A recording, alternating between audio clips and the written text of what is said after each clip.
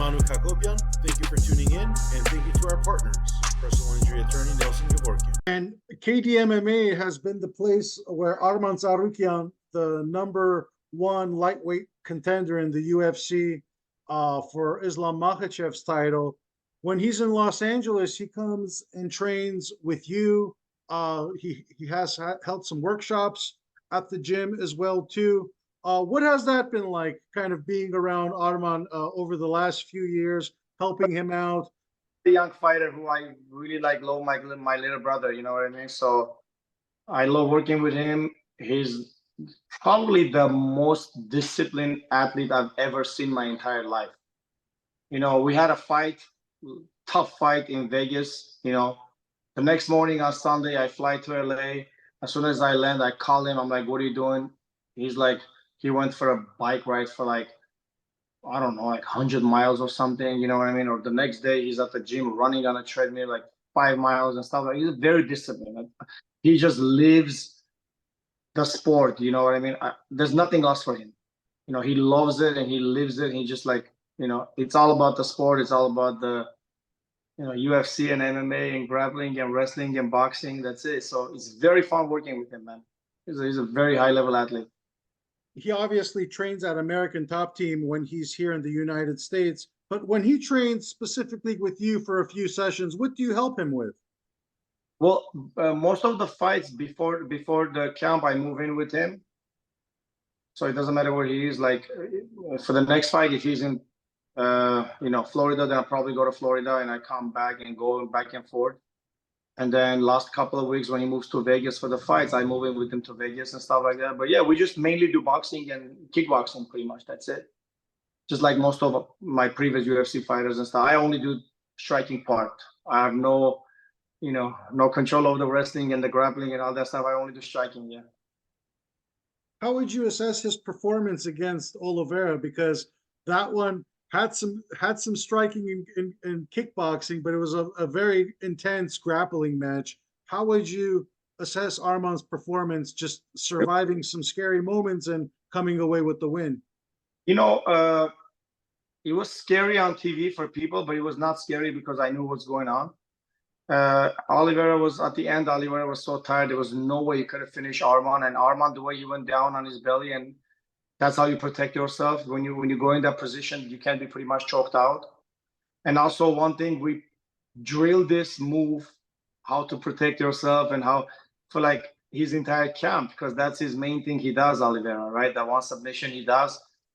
So I was not even worried, man. I was like right there ringside. Didn't bother me. I knew what was going on. So, but then the first submission attempt, yeah, that one was scary. He barely got out.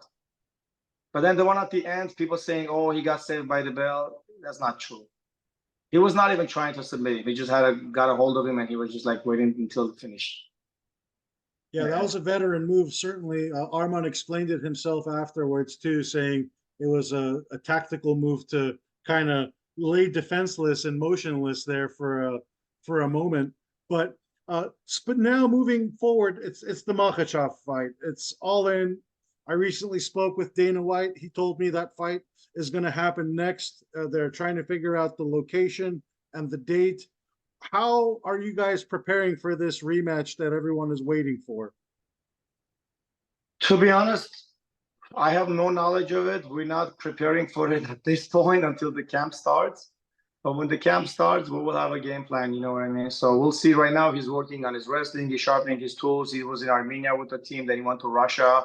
Now he's in Saudi Arabia, I think, for the fights. As we speak, he just landed over there. He's there for the fights. He did some reality show in Russia, like MMA show. Anyways, so as soon as we get the date and the location and everything, then you know, I'll call him. We'll talk. We'll see what's the deal, you know, and then we jump on board. That's it. How incredible would that fight be if it was in Los Angeles? Well, honestly, I heard that the UFC is up for it in Los Angeles because of what happened in Vegas last time. There was like 18,000 people or something in the arena. I felt like 50% of it was Armenians with the flags and stuff, you know. So afterward, what they have seen over there, I think, I heard they want to do in Los Angeles if possibly they can. If not, then I think Vegas would be the best option. Yeah, the UFC has a deal with the Honda Center where they have to bring certain shows there over the next few years. So certainly, I'm sure that would be something to bring to in the Southern California market. How? Is big enough. What do you think? I don't know. I'm not sure. What's that again? How big is Honda? I don't think Honda is big enough.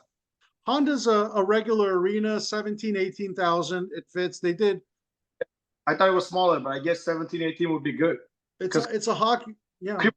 Much better, I think. I don't know. Crypto arena. It's a hockey arena, and they did Alexander Volkanovski versus Ilya Topuria. Yeah, I've been there Earlier this year. With how incredible has it been for Arman to just be a role model for the next generation of Armenians who are looking to get into sports, who are looking to get into fighting? He's built a really big fan base around him. Yeah, man. Not only Armenians, man. I would say just like in general. In general, man, like it doesn't matter if you're in Glendale or if you're in Vegas or any other state. When you're with him, he's like I don't know, Leonardo DiCaprio of the MMA. You know what I mean? So everyone wants a picture or autograph or, or even a handshake, high five or whatever. But yeah, he's a big superstar right now. Before I let you go, I need to get your prediction. Obviously, Arman said he's going to win this world title. It's without question. The first fight was highly complicated. Arman took the fight on 10 days notice, his first fight in the UFC. A lot of variables that obviously impacted perhaps his performance. But what do you think the rematch would look like? I think I don't know, man. I would say 10 times better than before. I don't know how much better Islam is. I'm sure he's much better too. He has more confidence. He's been the champion. He's been dominating the division. But, I don't know him, but I know Arman, and I know, he's mentally and physically so much better, man. And I think he has a little edge, and I think he's going to use that and win.